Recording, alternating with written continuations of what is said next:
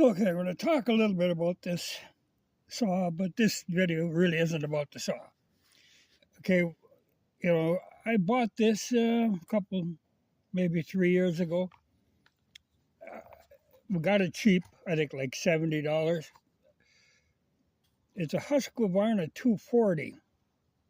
Now, this is the Husqvarnas that are made by Poulan in this country. It's not the Swedish ones. That's a, these are basically orange Poulans. Suppose they built the Husqvarna's design. But they have this primer bulb, on the fuel system. Now, to me, when I look at something like that, I think, okay, that's going to go out. And yeah, it went out. It starts leaking. It's just actually kind of dissolved. And this has never had ethanol gas in it. Not a great saw, but a good enough saw. I've been pleased with it, been satisfied. Like I say, I didn't pay a lot for it. It's handy to have as a second saw, but it's like this homeowner quality. It isn't like what the regular Swedish ones are, the XP models. So I go to look for that primer bulb. And I had to order it online. And there was a company in California that had, you get the primer bulb and some off-brand spark plug and the fuel filter and the fuel lines and 3 air filters for like $8.30. Okay, I thought that's fine, but what I should do is actually go and you can buy these like a dozen at a time. And if I'm going to keep this saw, that's probably what I should do. Because when this fails, you can't get the thing to start. Okay. No biggie. I wasn't in a big hurry, because, like I say, it's a backup saw, kind of. It's handy because it's light and small. And if you're cutting lemon and stuff, it's handy. But so, this thing was shipped, and it should have been here 2 weeks ago.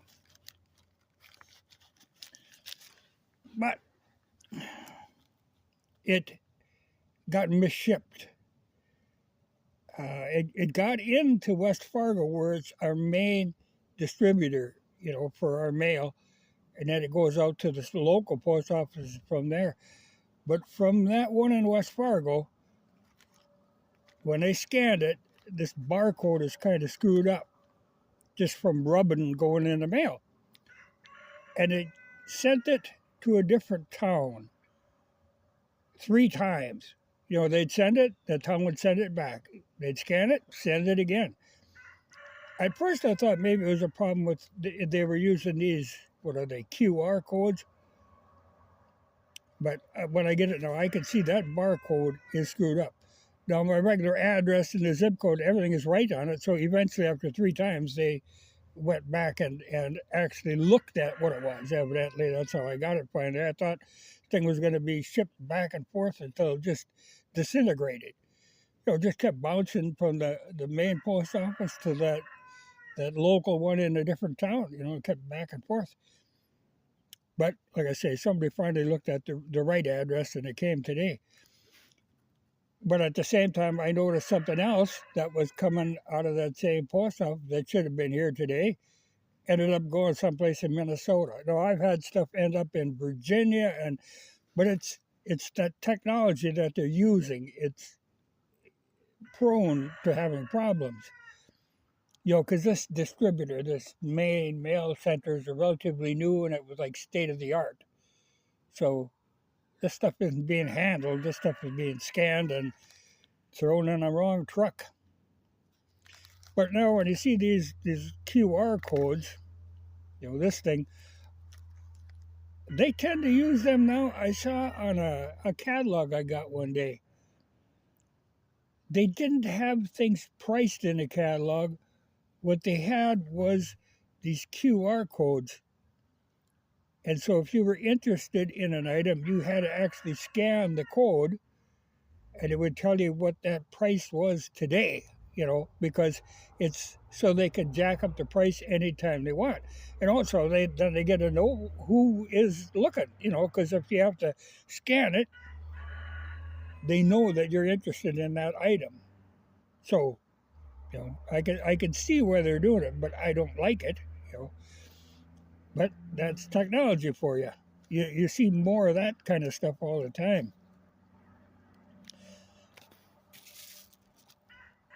But what I was going to talk about basically before I got off on this chainsaw rant was the dependence on technology that we have developed, and now you constantly hear of late, especially, cyber attacks. Well, yeah, you put yourself in such a vulnerable position. I mean, it wouldn't even have to be cyber attacks. Even just solar activity can completely screw things up. And then we, of course, had to change our rules on war and all that. We can consider a cyber attack on the same level. We can strike back at that. Well, it's a way they could actually trigger something that went nuclear easily by just saying, "Oh, okay, it was a cyber attack." Have no idea who it came from, but whoever we think is the likely culprit, we could strike at them with nukes. So things could get out of hand very rapidly. But it does amaze me. I mean, when you have your whole your water systems and your power, everything depends on that technology. That's just a bad place to be in. I would think that people at some time would look at that and think, well, now I'm a little uneasy with that. Well, speaking of uneasy with something, there was something I ran across yesterday. They're trying to get another virus type thing going. That worked out good for them last time, or they feel it worked out good. I don't think people would fall for it again, but they have come up with a new one and a new vaccine for COVID-19, or the new variation on it. This is something the Japanese are working on, where this vaccine is self-amplifying, which is scary, but the idea is that, you only give people a small shot, just a little bit, and then it kind of amplifies itself. It's like a concentrated form. Well, that sounds spooky to me. But then the other part of it is self-replicating. So it gets in, and then it starts replicating itself and keeps building and building. I'm a big fan of science fiction, especially some of the older classic stuff.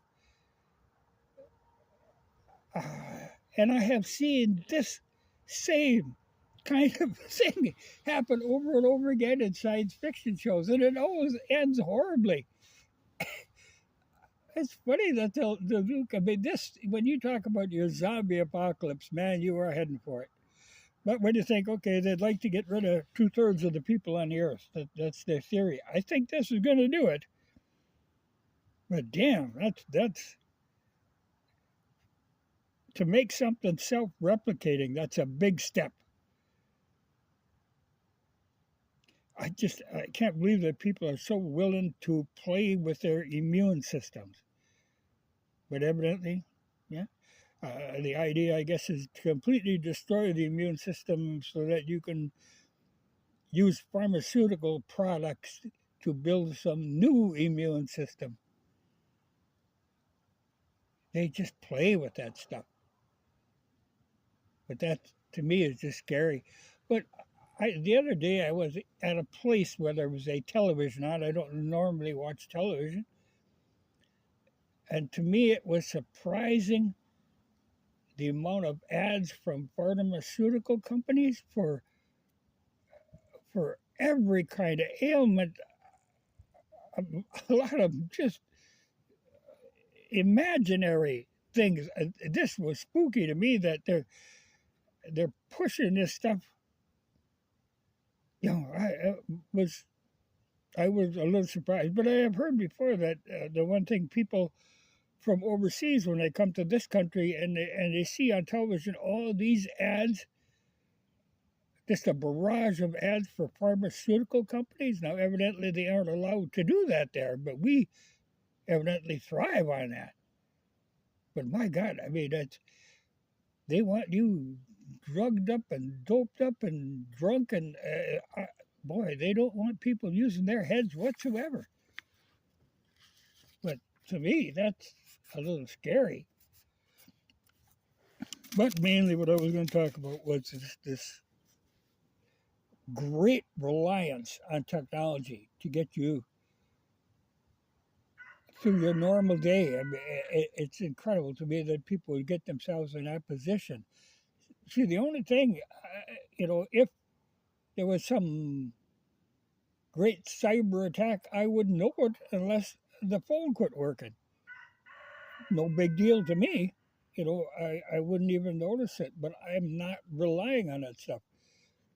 Partially because I spent a lot of years working on computers. I know how flaky that high-tech stuff can be. And then you want to bet your life on that? Not me.